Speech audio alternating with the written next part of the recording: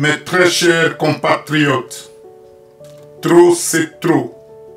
Une fois de plus, nos compatriotes de Béni ont été victimes des attaques barbares ce samedi 22 septembre 2018 suite aux incursions des forces démocratiques alliées ANADEF Nalou dans un mode opératoire expéditif faisant des morts et des blessés tant du côté militaire de la FARDC que du côté civil.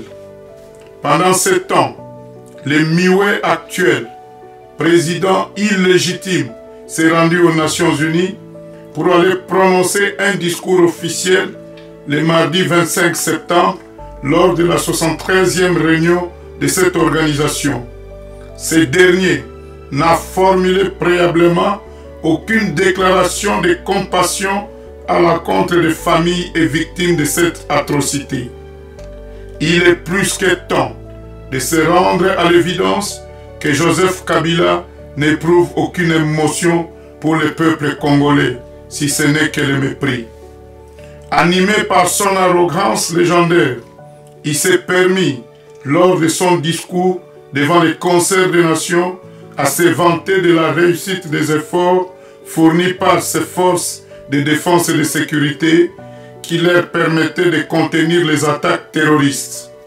Et pendant ce temps, les massacres dont sont victimes la population de l'Est de la République démocratique du Congo paraissent à ses yeux comme des épiphénomènes.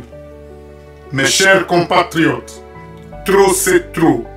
La posture de Joseph Kabila devant ces nouveaux massacres démontre l'insolence, le manque de considération de la haute autorité congolaise à l'encontre du peuple.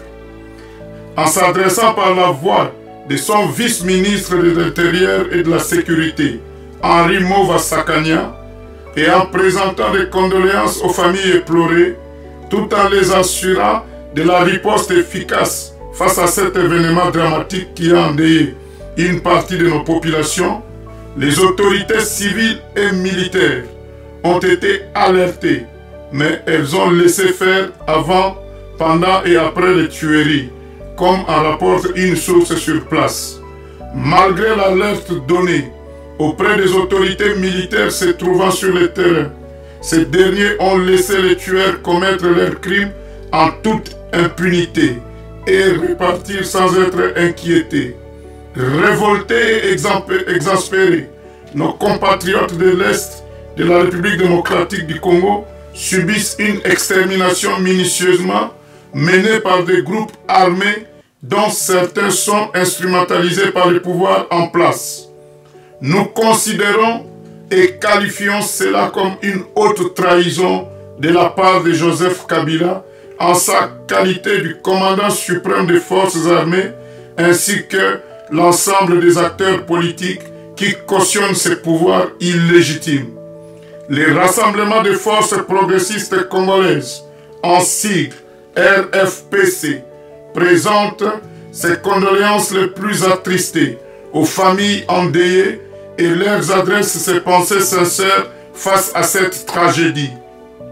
Nous condamnons avec la plus grande fermeté l'inaction de ces mouvements fantômes, de ces gouvernements fantômes, je disais, qui laissent périr le peuple congolais et sèment la terreur sur l'ensemble de notre territoire en appliquant la politique du chaos, chère à Joseph Kabila.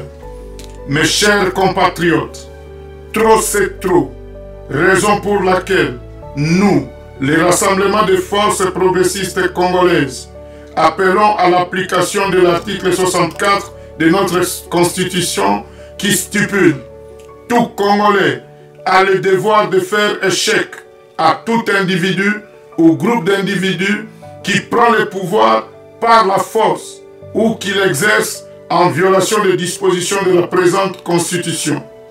Il est grand temps de mettre un terme définitif à cette oligarchie impétueuse qui n'œuvre nullement pour l'intérêt de la nation congolaise, mais bien au contraire pour son propre intérêt. Le peuple congolais se trouve prisonnier entre les mains nébuleuses des adeptes de l'absolutisme La vérité étant tenace, seul le bilan politique de Joseph Kabila témoigne de son insuffisance d'amener la RDC vers sa flamboyance. L'élection présidentielle qui pointe à l'horizon sonne comme une mascarade, car le dauphin choisi par Joseph Kabila, le dénommé Emmanuel Ramazani Shadari, est sous les coups des sanctions internationales, accusé d'être impliqué dans des présumées violations des droits de l'homme.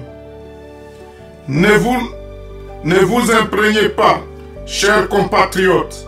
Ce loyaliste de Joseph Kabila sera dans la continuité de la tyrannie politique appliquée par son parrain, dont le bilan funeste entrera dans l'histoire la plus sombre de notre pays, la République démocratique du Congo. Chers compatriotes, trop c'est trop.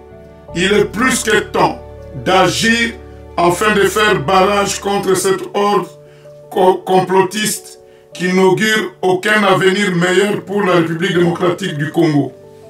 Jusqu'où accepteront-on qu'un groupe de personnes détienne la majorité des richesses de notre pays et considère que le Congo leur appartient?